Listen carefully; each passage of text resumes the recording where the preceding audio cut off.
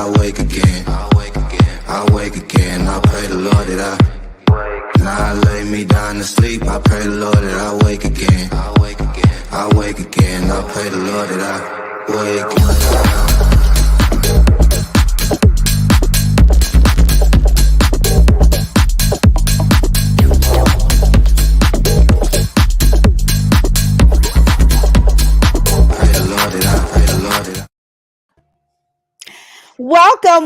Welcome to Dinner with the Coaches. I am your host, Nadira Lewis, and I have my amazing visionary co-host over here next to me, Mr. Thomas Taylor III. How are you? Simply marvelous. Let's go. Brand new year. Happy New Year. Yes, Happy New Year.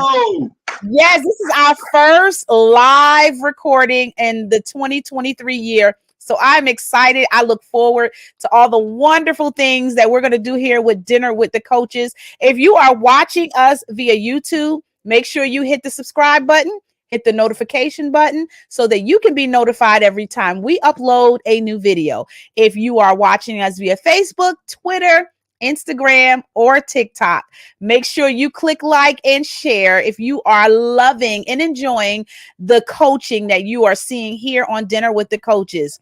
It is 2023, Thomas, and we've got some amazing things planned for Dinner with the Coaches for not only just us, but for our guests that are here also. So you want to go ahead and talk to them about our guests today? Yeah, definitely. Well, hey, good evening, everybody. Thank you guys for spending some time with us. We're on a little hiatus, but we're back. Ready to go. Brand new year, a lot of energy, a lot of excitement. Yes. So today we're actually going to have a guest by the name of David Jeter. Awesome brother, wealth of information. He has business is called The Next Steps, right?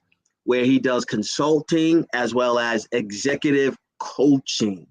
So that's what we're going to kind of get into this evening, you guys, is the value of coaching.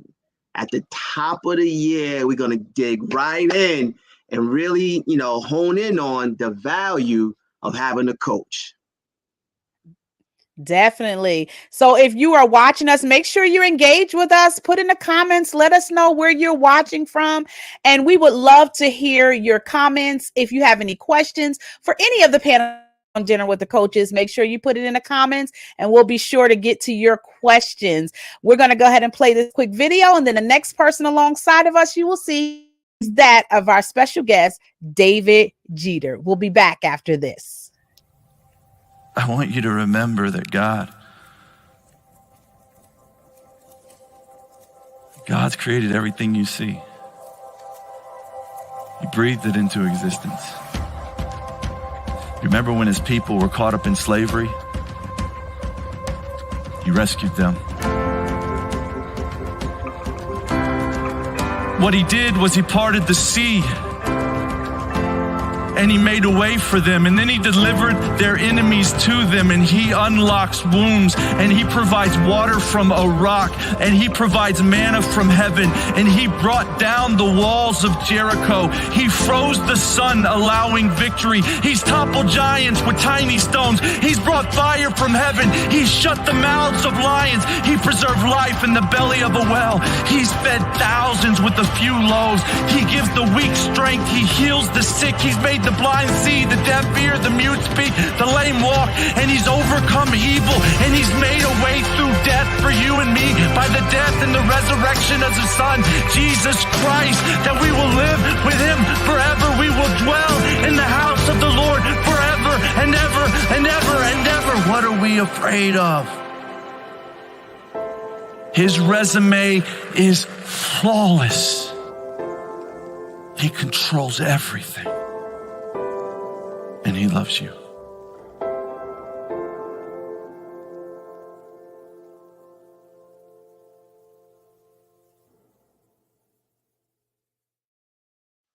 And we are back here with Dinner with the Coaches.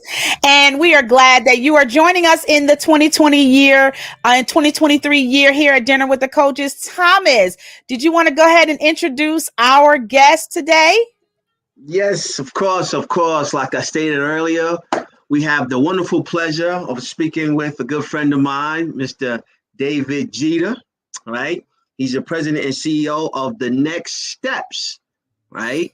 A lot of good information. He does consulting as well as executive business coaching. And this evening, we're going to touch on the value of coaching, right? Why not speak to somebody who has a lot of experience in that can help our listening audience? So, Jeter, good evening. Good evening. Good evening. Thanks for having me.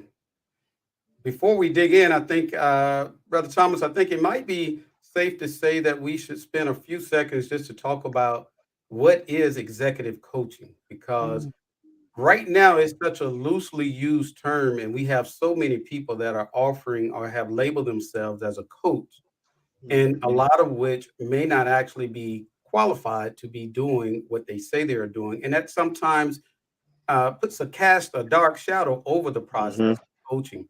So what coaching is not is it is not therapy. It is not us just giving you a cookie cutter solution for the challenges that you have in your business. It is not a friendship to where we come in and we want to sugarcoat to be able to be liked by the clients. But what coaching is an opportunity to look deep inside, have an accountability partner with someone that you can trust. You trust their knowledge, you trust their abilities to help you take that next step in your business so that you can achieve the goals that you want. We hold you accountable. We utilize tools such as the DISC assessment to get a better insight who the client is, how they operate in a leadership or a management role. And coaching is designed to help build a bridge with the client to get from their current state to their desired state. We know where we are right now, but where we would like to be is that desired state. And so the coaching process comes in and it helps you to do the heavy lifting to figure out how do we build a bridge from the current state to that desired state. There's a huge difference between life coaching and executive coaching. So what I provide a client as an executive coach is I'm actually looking at the mindsets and the behavior of the person in that leadership role. We're identifying what behaviors and mindsets that it is that's hindering them from being able to achieve that desired state. You know, a lot of times people know that they're not where they want to be, but they need help identifying the why. Why am I not there? And so that in itself is the value of bringing in an executive coach. We get to see things from a fresh perspective. We are there to be able to take hold of the challenges that you have. We identify to make sure that they are the true causes as to why your growth and your progress has been hindered.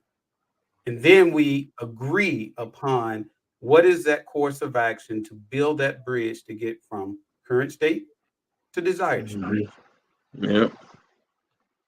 So it's very important that when someone says it, you know I need some help. I don't know where I need to start. I'm not sure what my challenges are. And they go out and they say, I want to go get me a coach. Well, I would recommend that you, number one, do your research on the coach. Number two, make sure that it is a executive coach or business coach that you actually need based on the challenges that you believe to be hindering you. Sometimes it ends up being that you need an actual life coach because you have to do some things in order on a personal level. Be very important, very, very careful not to end up with a coach that wants to be your therapist. Right. Yeah. Right. Two different things. Totally different things. On average, an executive coach is not licensed to be a therapist. We're not there to help you deal with personal trauma that may have happened over the course of your life or 6 months ago. We're not there for you to come on into a session and all you do is complain about what's not right. But we are there to help you say what's not right, What can we do about what's not right? And I'll tell you what, I'm going to walk this journey with you. Mm-hmm. I am going to own this with you so that you are not alone. So, you know, most business owners don't actually have someone to be that sounding board.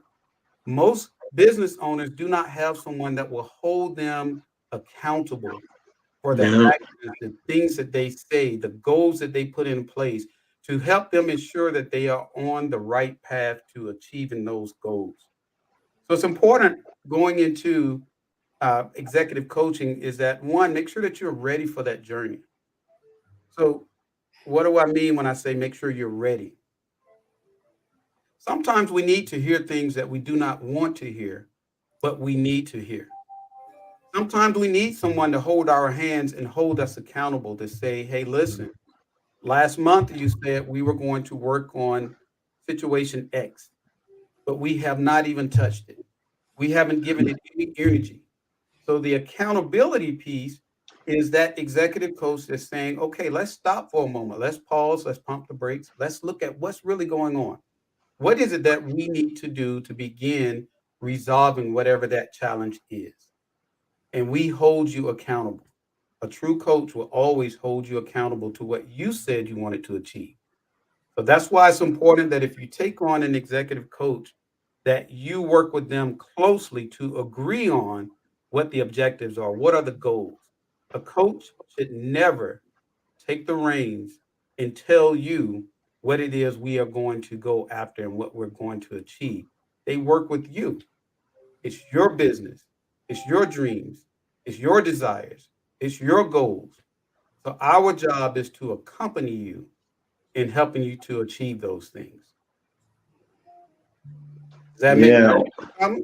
Yeah. Awesome, man. Awesome. I took a couple of notes there, you know. So that's interesting. So on that level, in terms of executive, how receptive are they to the counteracting of what they know, which is what got them there, right?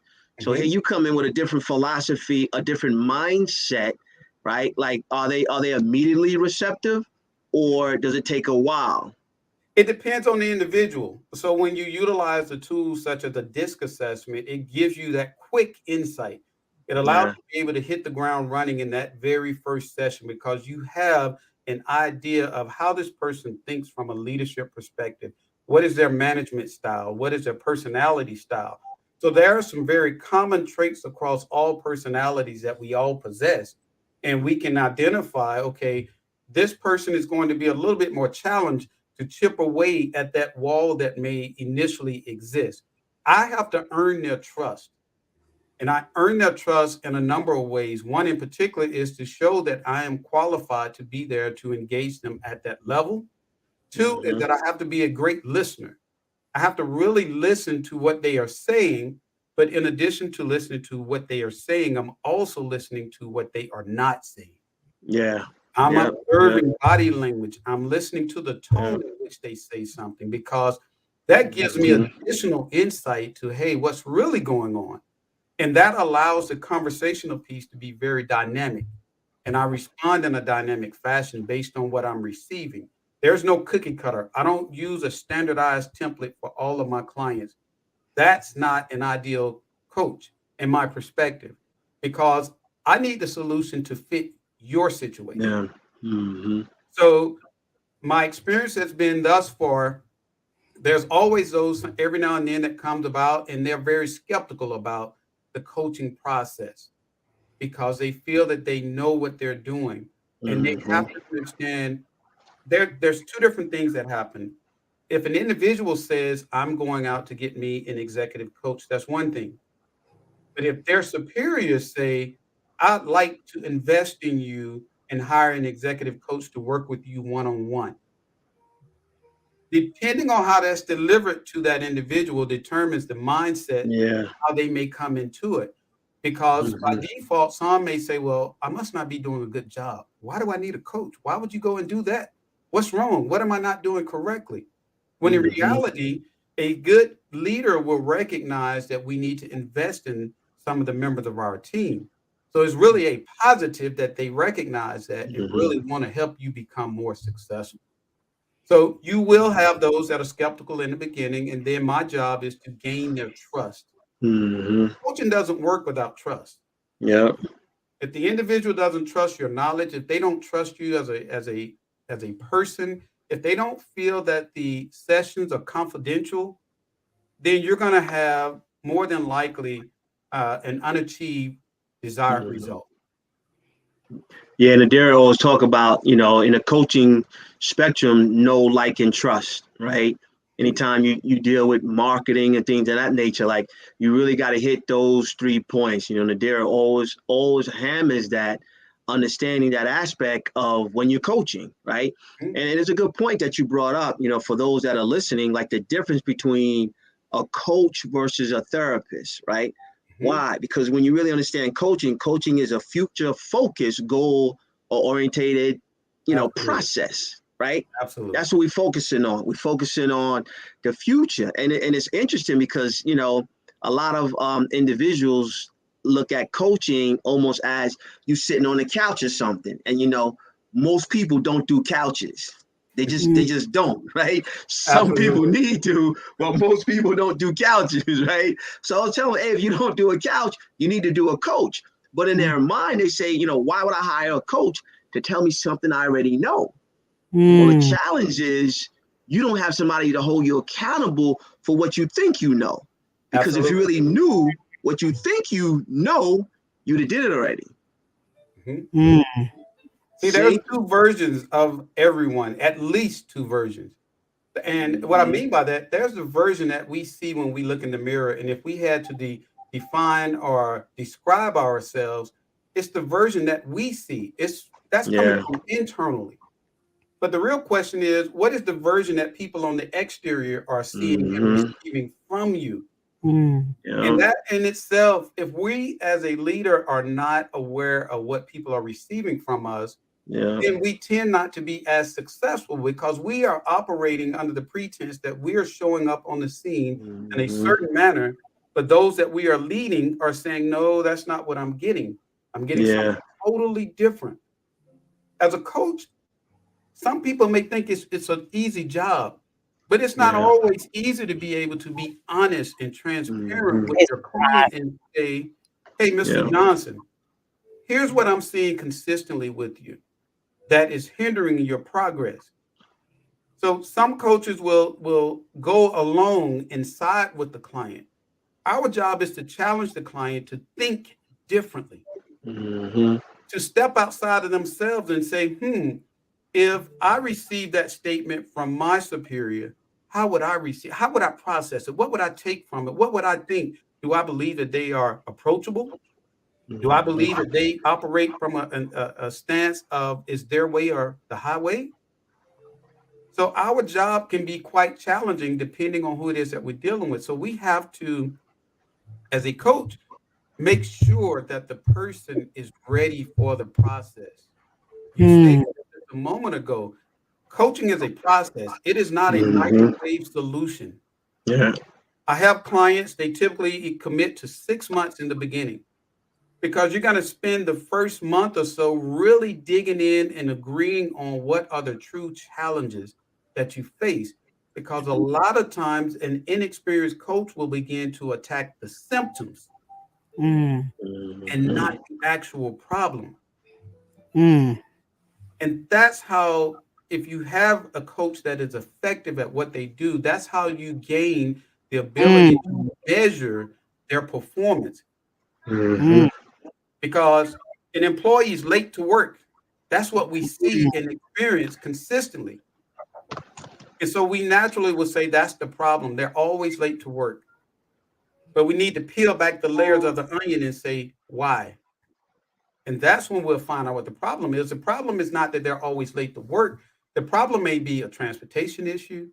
That employee may ride public transportation and say, hey, if I leave, if I get here, I'll catch the bus so that I can get here on time. That means I'm going to be here an hour early and I have to sit around and wait until time to clock in.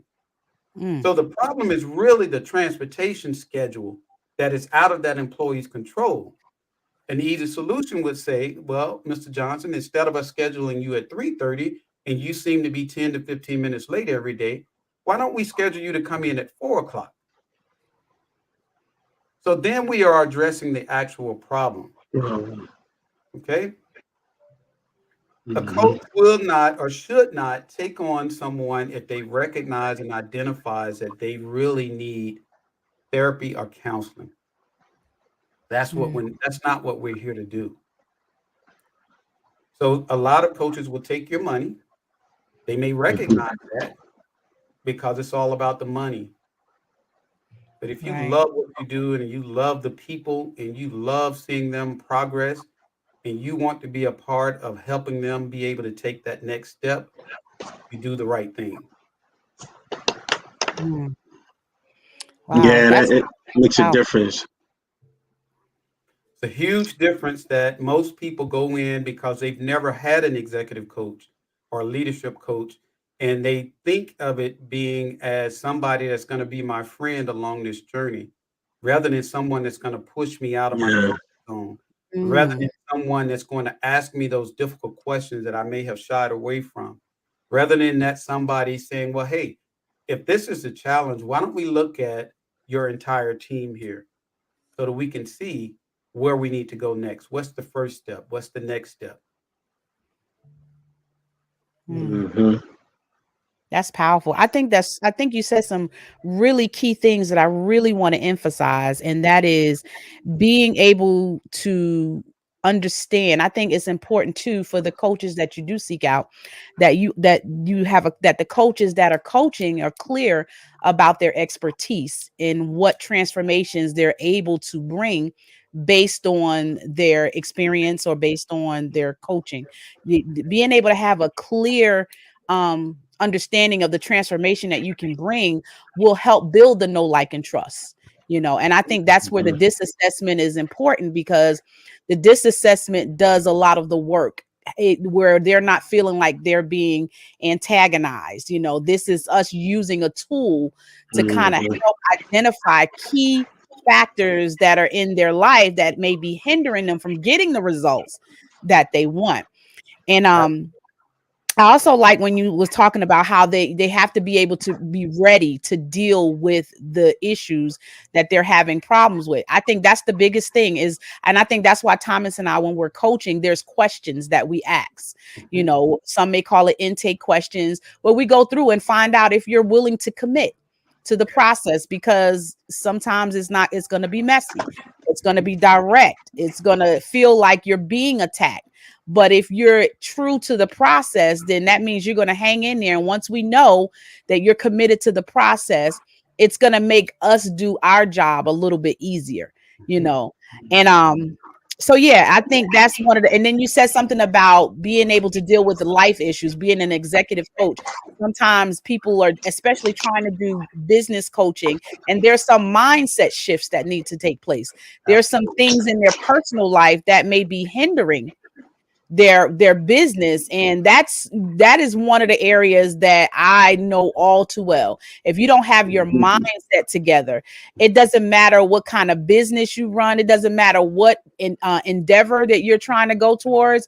If you don't take care of the issues pertaining to your life first, it will hinder you being able to operate in the business world. Absolutely. Absolutely. Sometimes we find ourselves as a coach shifting gears because we may go into what is better known as a mentor role. But before we make that transition, the reality is we're supposed to ask permission from the client, mentor. We have to let them know that we're about to change gears, because if we stayed in the coaching arena the entire time, it would be a series of questions. And every now and then we need to kind of help the client along the way to get that answer. And that's when we may step into a mentoring role from a temporary perspective, but we identified and let the client know. And that could be something as simple as, okay, well, if this is a situation, what are your thoughts on if we tried to do this to resolve that matter? Or in the past, I've had clients to do A, B, and C. So essentially, I'm giving them options. I'm giving them answers to where they did not arrive at those answers on their own. But when I'm coaching, I'm constantly asking questions to get them to think, to get them to come up with the answer, because in so many cases, clients have the answers. It's just tucked away. And our job is to help them pull that answer out, to recognize that the solution was already there in some cases. And then there's a scenario where you do need assistance. A coach told me one time, he said, understand that most people do not get help until it hurts so bad that they can no longer tolerate it. Wow. That's when they go get help.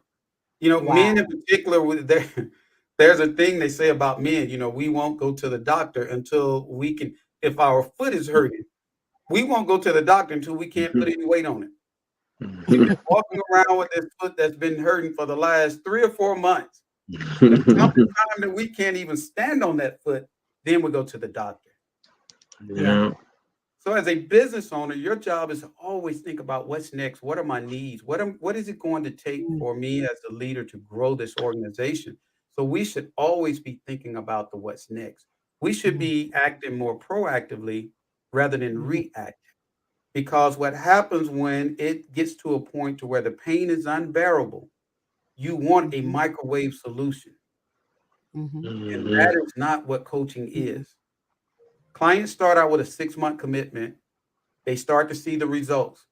And probably 8 out of every 10 clients renew for an additional 6 months, just to give an idea and to manage expectations. Because they may achieve some of the original objectives, and then along that journey, they say, oh, well, I want to now work on another set of objectives.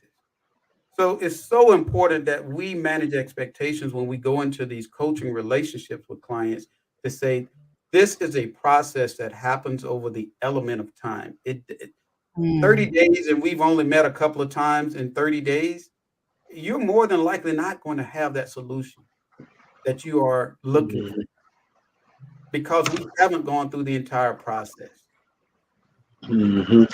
So question, Gita, before we go to a commercial break and then come back and get a little deeper, when you get to the realization that they are receiving you from a business standpoint, and you're raising them in terms of the mindset to an executive level, do you ever come back and recommend that they get a life coach? It depends on the individual. So early on in the relationship, we do take a quick glimpse as to what's happening with them on a personal level. Okay. And if they feel like they don't have a balance between the work and the life scenario, then I would recommend that, hey, why not consider getting you a life coach in addition to the executive side? Because I don't cross that line. I focus on what is it going to take for you to be more successful in the business arena, in your leadership roles, in you developing the team that supports you, your direct reports and so forth. That's where I'm going to focus. But if I see any evidence that you may need to consider a life coach because there isn't a balance, then by all means, I recommend such. Yeah, gotcha. And we're glad you're on the show, because hopefully we'll be your first recommendation. Hey, show me the money. Isn't that what the movie said? We got your back, sir. But hey, we're going to go to a commercial, and then we come back. We're going to dig a little bit deeper. We're going to dive into, now notice when you first start talking, you said accountability 5 times, right? So we're really going to kind of dig into that accountability, because I did a Facebook Live this morning, and I talked a little bit about accountability and how important accountability really is to our growth, our success, and then collapsing time to get to that desired place and or plateau that you really want to achieve. We're going to go to a commercial break. We're going to come back. We're going to get a little bit deeper. All right. Back.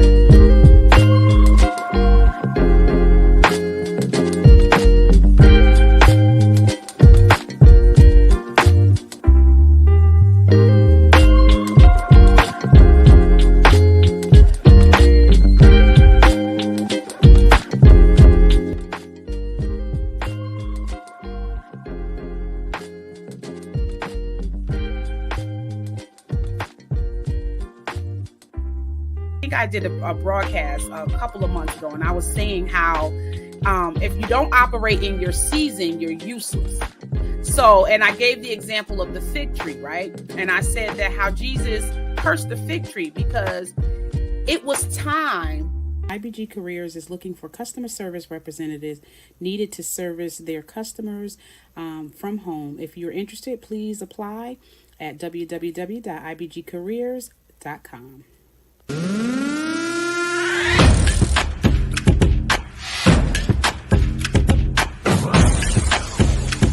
Let's work. Yo, it's go time, showtime, never backing down time. One shot, yo, make it count, yo. Crunch time, shine time, make this moment my time. I've done some terrible things in my life. Some of them I chose to do. And I own these choices. But others, I just feel like I was swept up in a series of circumstances that didn't involve my will. They just sort of happened to me.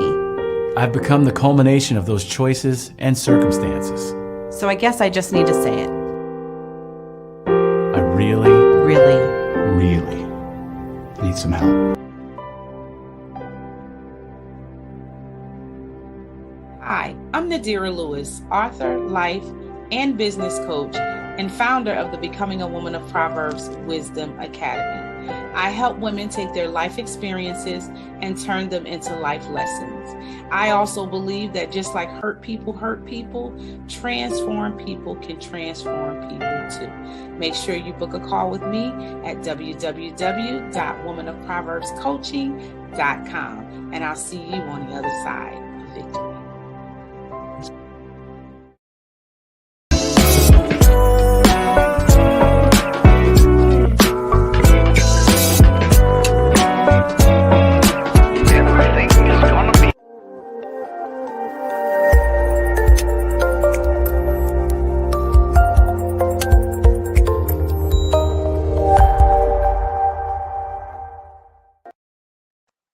And we are back here at Dinner with the Coaches with our special guest, David Jeter. Welcome back. If you have missed out on the first half, make sure you go back and watch the replay and hit hashtag replay. I want to take some time before Thomas introduces us to the second half of our segment. I want to take some time to acknowledge some of our comments and engagement that we have been getting from our audience. From Polo. Polo says, great point, Jeter. Thank you so much for watching. If you have not clicked on the link to give Facebook and StreamYard permission to access your comments or access your Facebook, we will see your comments, but we will not be able to acknowledge you. So make sure that you click on the link that says give Facebook and StreamYard permission so that we can acknowledge you also. We also have another Facebook user that says that is true. We have another Facebook user that says that is why I tell my group to test yourself to see where you are and where you stand in any situation. We have another Facebook user that says sometimes it's when they fall back into that mindset that they were before after 6 months. So thank you so much for watching. We enjoy the engagement. Make sure you give StreamYard and Facebook access so that we can acknowledge you. Go ahead, Thomas, and introduce us to the second half. Yeah. That's a great segue because I'm going to piggyback right off of that, quote unquote, after 6 months in terms of, you mentioned accountability, like I said, 5 times. So what are the tools that you use? I know we heard you mention the DISC assessment, right, as well as coaching. Are there other tools that you utilize to hold them accountable and or methodologies for the accountability piece? Absolutely. The key thing is to keep it simple because typically when you're coaching someone, they have a lot of things on their plate that they're trying to juggle, especially if they're already in a management or leadership role. Yeah. So in addition to that, you're saying, oh, so you want to give me homework and you want me to think about this and I need to go research this. So I keep it as simple can be. I have a portal that all of my clients are attached to, and it will actually send out reminders. So if they have something that they're responsible for and it has a due date, by the way, you can't practice accountability if you don't attach dates to them. Because if someone says they want to achieve X, the question from a coach should be by when? When do you want to have X achieved? And then you attach that date to it. Well, if that date is 2 weeks out, for example, after week 1, they're going to get a notification, whether it's a text message, an email, or a telephone call that says, hey, what's the status of your homework assignment that's due next week? Do you need any assistance? Anything that I can do to assist you in this? If you have any questions, give me a call. Do we need to have a quick impromptu session to make sure that you're on course? And most of the times, especially in the beginning stages of a coaching relationship, people are so grateful that they receive that reminder. Yeah. As a coach, we have a lot of hats that we wear, but we want to keep it as simple and as painless as possible to get the client to transition into being held accountable. Some people are willing to be held accountable, but that approach makes a world of difference. So if you say you want to achieve X and you want me to hold you accountable, that doesn't mean that I'm going to call and belittle you or be condescending in talking to you about why this has not been achieved. We're going to talk about, in an accountability perspective, we're going to say, okay, well, what is the reason you were not able to achieve mission X? Yeah. And now I want you to think about what can you do differently so that on our new goal date, you will be able to achieve. Yeah. Like roadblocks. Absolutely. Absolutely. And we cannot discount the fact that you're taking a client through something new. Yeah. They've never gone through the process of being coached. They may be the sharpest employee. They may have been successful up until the point. There's a book that says what got you here won't get you there. Wow. And so when we come in as that coach, we're talking about what else is going to be necessary to get you there. And the accountability piece, if we keep it simple, I have had great success in doing just that rather than complicating it. So to answer your question specifically, I use text messages depending on who the user is. Some people prefer utilizing texting. So that's the vehicle that I'll use to remind them and to stay on them, to hold them accountable. Some people say I prefer email, or some people say, just give me a call. And in some cases, I use a combination. It just depends on who the actual client is. I have to make it fit the client. Yeah. It's not a one size fits all.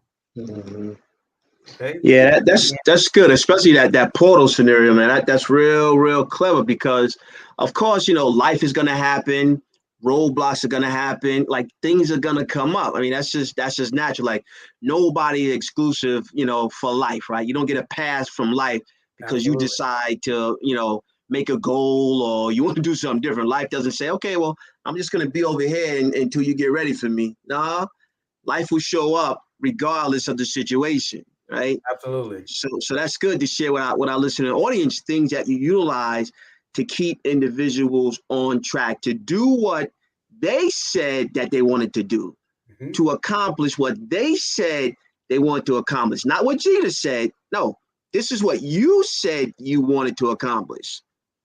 Yeah, So, that's good stuff. When you mentioned one of the Facebook users said, keeping the people on track because sometimes they'll resort back to their old behaviors and mindset. And so we all agree that the accountability piece is what helps keep them on track.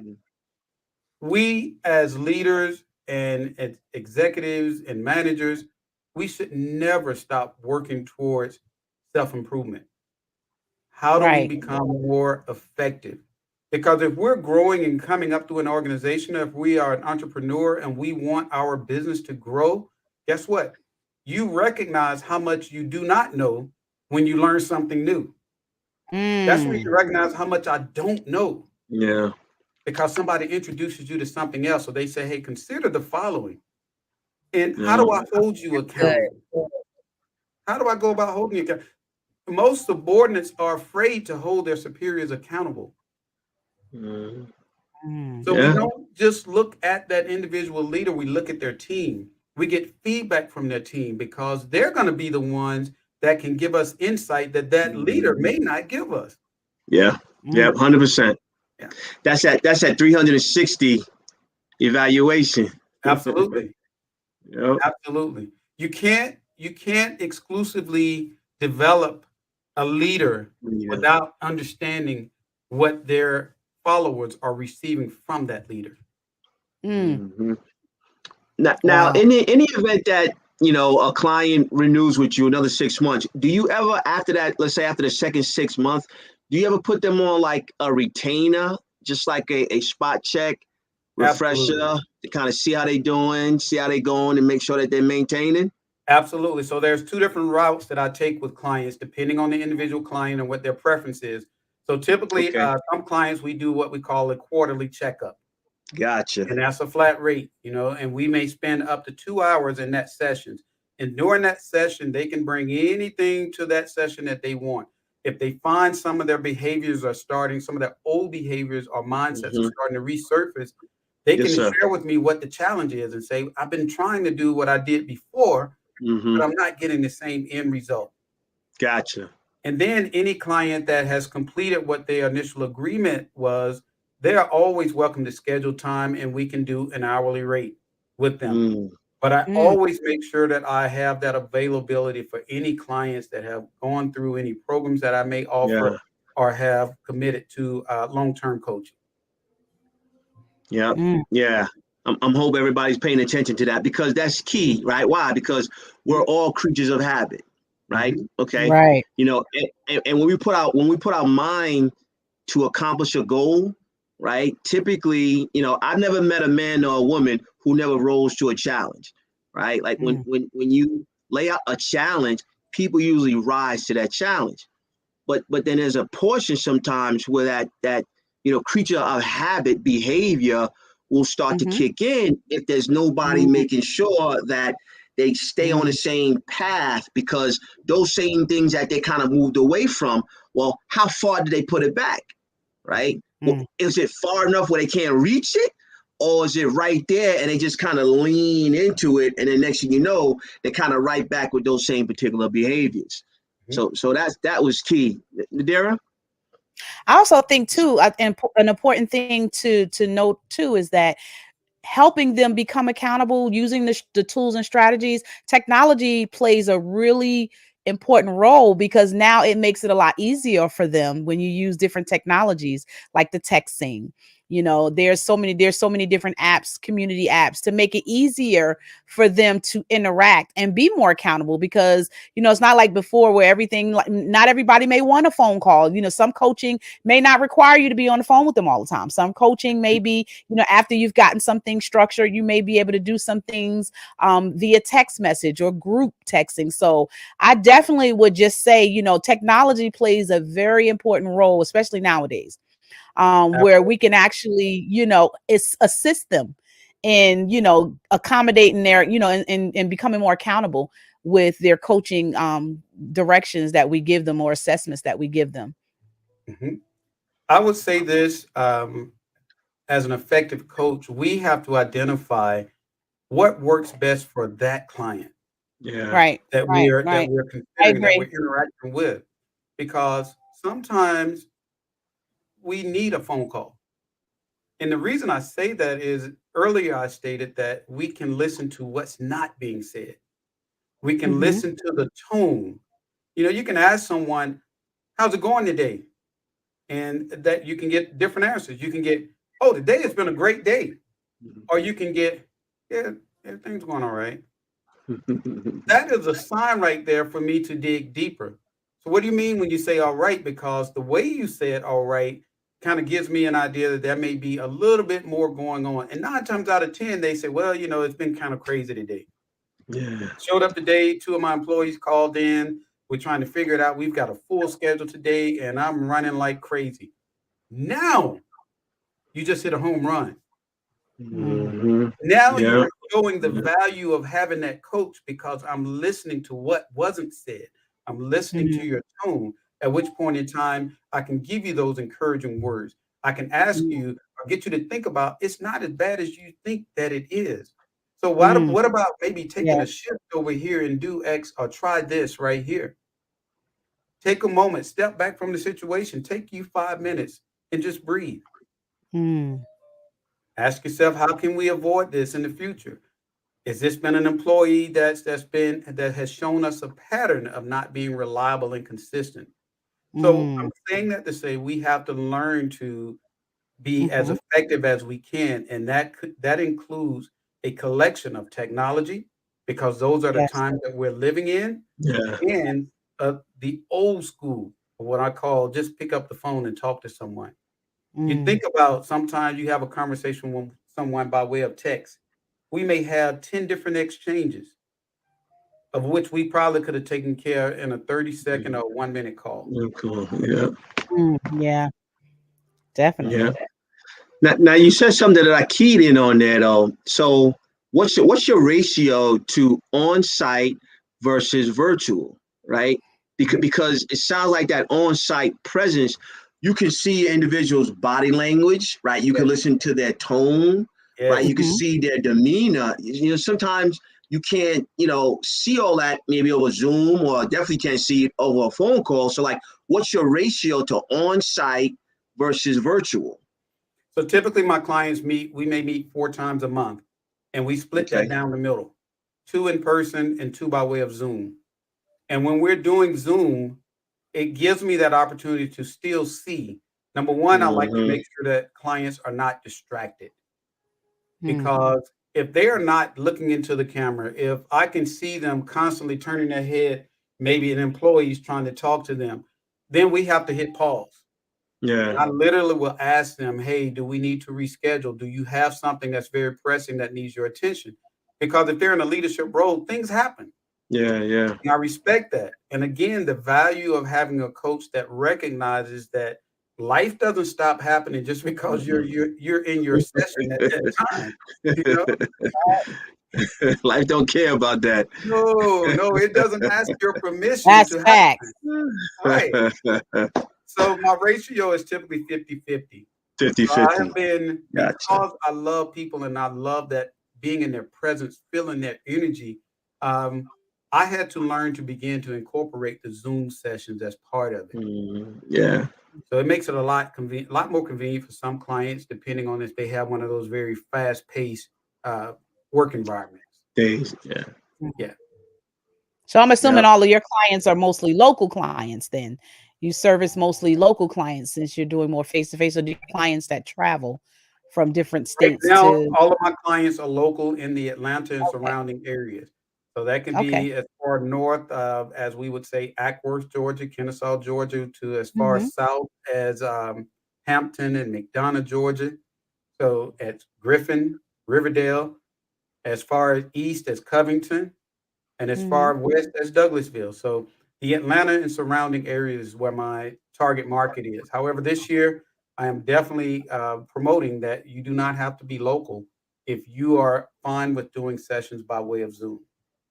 Now, do you have a physical location where your clients where you're doing your on-site coaching? Is there a physical location where I used to have a physical location and found that it was a tremendous waste of revenue, waste of dollars.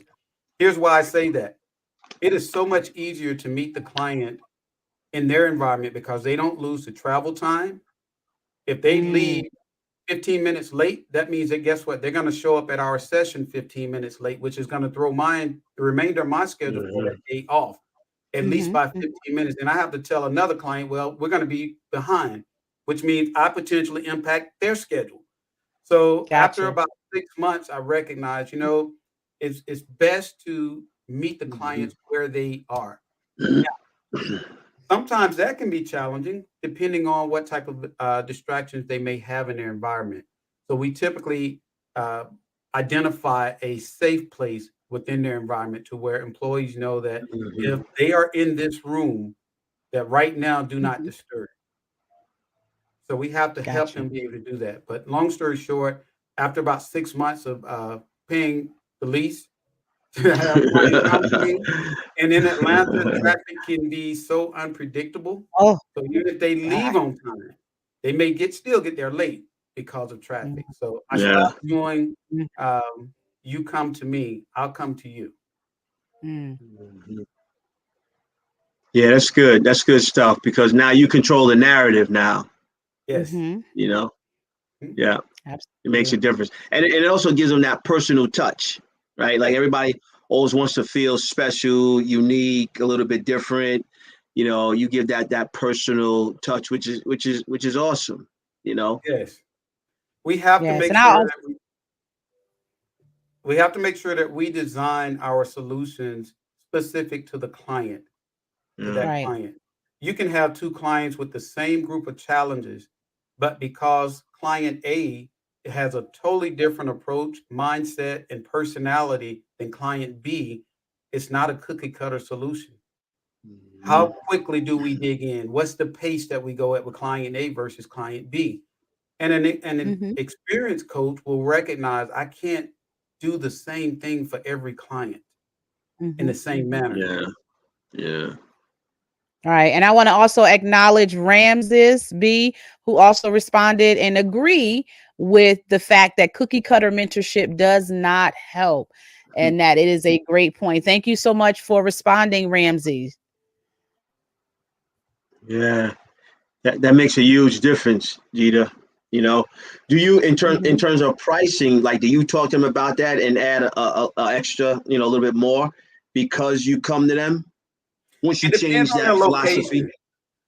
Okay. Depends on the location because you have to understand that here in Atlanta, you can still be considered Atlanta, and you may be 50 miles Yeah, outside of owl. the center point of Atlanta. So Yes. it Yes. depends. Oh my God. If I'm That's a spending an fact. hour on the Everywhere is road, at least That's 45 a minutes to an fact, hour man. away. Just about everywhere from Atlanta is about That is a 45 fact. minutes to an yes, hour. yes. So typically, I haven't been in a scenario to where I do have to charge a trip charge to come and provide services for them. Mhm. You said you haven't? Have not. Have Have not. not. Okay. It's pending though. I will tell you this. I have been surprised at the response of clients being willing to do remote sessions. I was Mm. very impressed Yeah, with just how many yeah, people are willing to embrace the technology yeah, yeah, and yeah, not Yeah. be in our Yeah. space. yeah. Yeah. Mhm. Yeah, I mean, COVID forced everybody's hand, Yeah. and it's still forcing Absolutely. Definitely. everybody's hand. Like Definitely. Absolutely. you know, you don't have to, you know, really understand it or accept it because it's here, right? So you need to make those provisions. Mhm. You know, Definitely. yeah, you know, Definitely. different employees at one point they refused, you know, remote working until COVID knocked on the door. Once COVID knocked, man, they was passing out laptops like a deck of cards, boy. And keep the laptop in.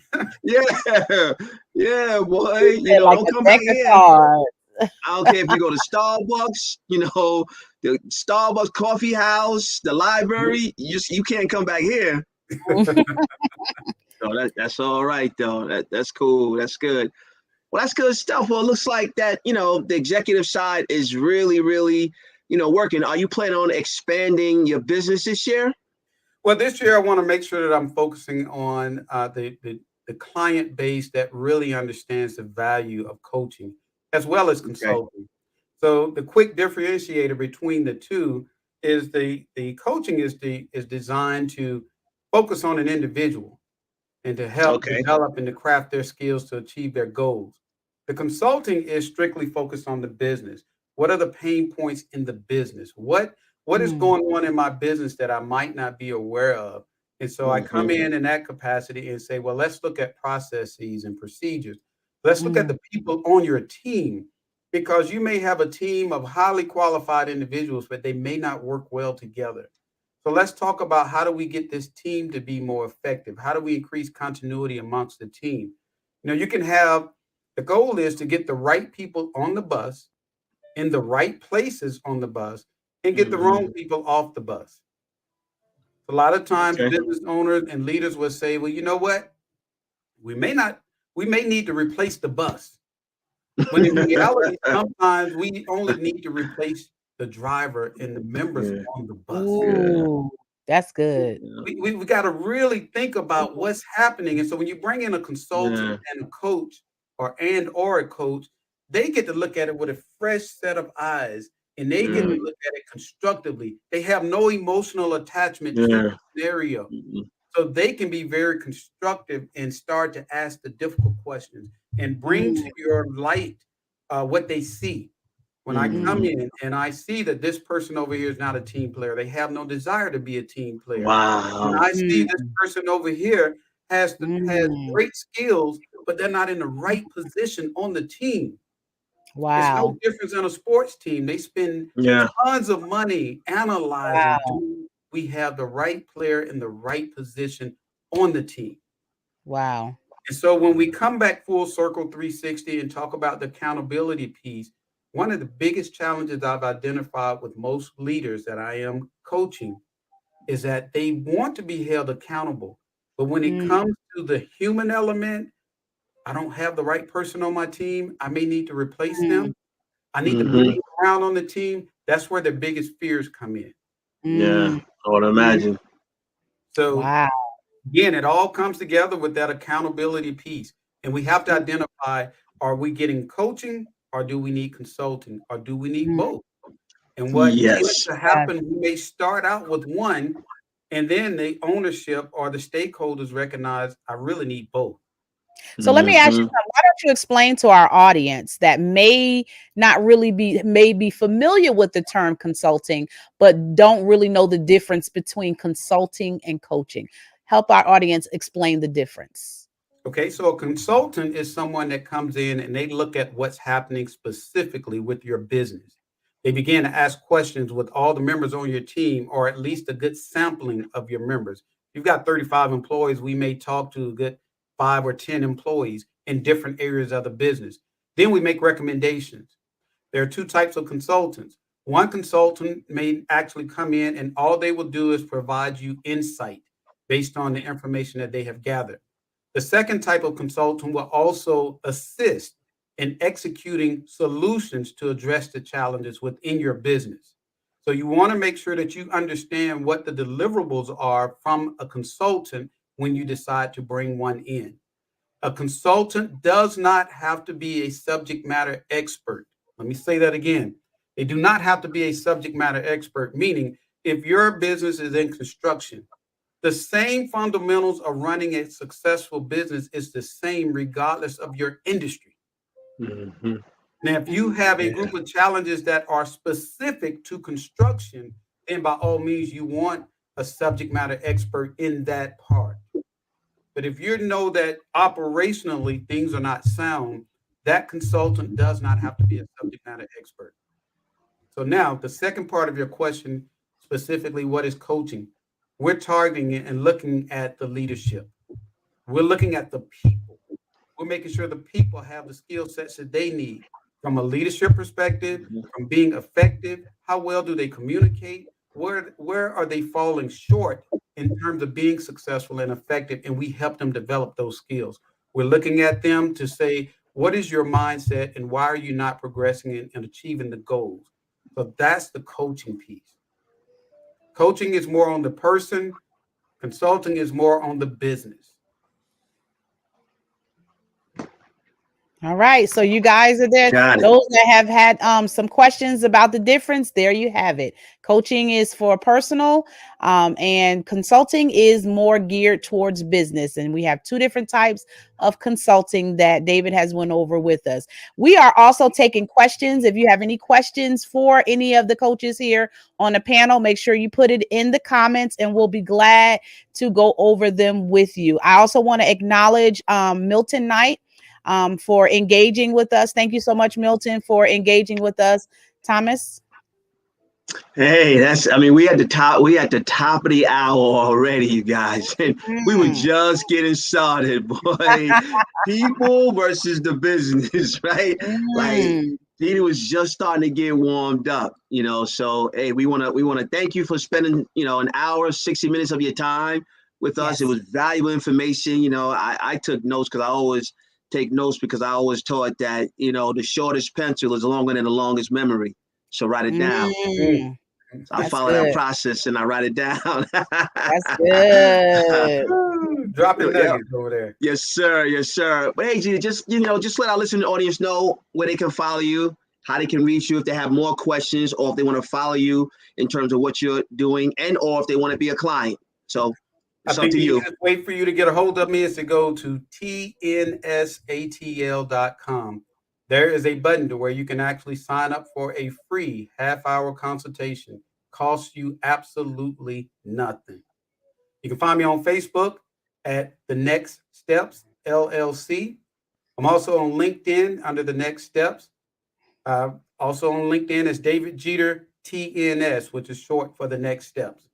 But the best way, www.tnsatl.com. Click on the button that says free consultation, 30 minutes. Cool. Awesome. Great job. All right, Mr. Nadira, it's on you. Great job. All right. Thank you. Thank you so much to our special guest, David Jeter, for joining us here on Dinner with the Coach. We appreciate your expertise and your knowledge that you have brought here to Dinner with the Coaches and to our listening audience. If you are watching or have been watching us, make sure if you're watching for the replay, make sure you put #replay and engage with us. We will still be available to engage with you even after the broadcast. Thank you so much for watching. If you need one-on-one coaching, me and Thomas are here to be able to coach you in the area of your life and business. You can also reach us on Facebook at the @handle Dinner with Coaches. And you can reach Thomas and I individually on Facebook, Instagram, Twitter, all the social media sites you can reach us on. Thank you so much for all of those that have followed Dinner with the Coaches for the past 2 years. We have been going strong, and we're excited and looking forward to what 2023 has to do for us. Again, if you need coaching, just reach out to us and we'll be more than happy to get you from destination A to destination B. Thank you so much for watching. I hope you guys have an amazing week. We'll see you next time. I lay me down to sleep. I pray the Lord that I wake again. I wake again. I pray the Lord that I Now I lay me down to sleep. I pray the Lord that I wake again. I wake again. I pray the Lord that I wake again.